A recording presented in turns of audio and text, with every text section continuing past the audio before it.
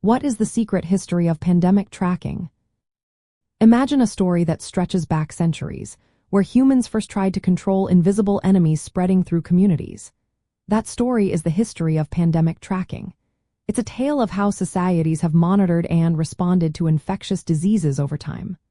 Early on, during outbreaks like the Black Death in the 14th century, people used quarantine. They isolated ships, towns, and individuals to stop the disease from spreading. Quarantine was simple but effective, though it raised questions about personal freedom and fairness. As understanding of germs and disease spread grew in the 19th and 20th centuries, tracking became more scientific.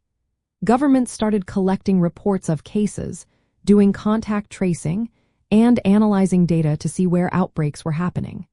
These efforts helped public health officials make better decisions about how to respond. But collecting health data also meant privacy concerns. People worried about how their personal information was used and who had access to it. Today, digital tools and global networks have transformed pandemic tracking. We can now see outbreaks almost in real time thanks to computers, mobile apps, and international cooperation. These advances help us respond faster, but they also come with ethical challenges. Data security is a big concern, as is ensuring people give informed consent for their information to be used. There's also the risk of misuse or discrimination if data is not handled carefully. Key principles of medical ethics guide how pandemic tracking is done. Respect for persons means protecting individual privacy and autonomy.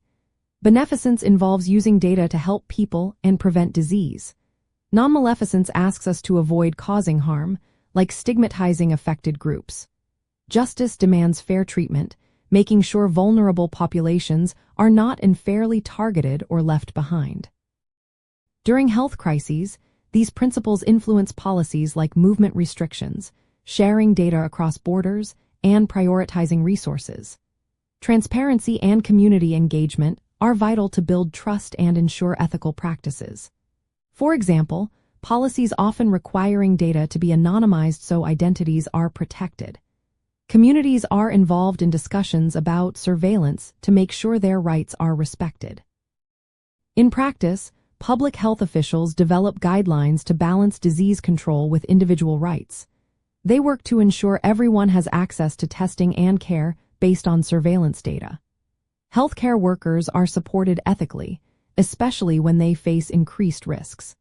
The history of pandemic tracking shows a continuous balancing act between protecting public health and respecting personal freedoms.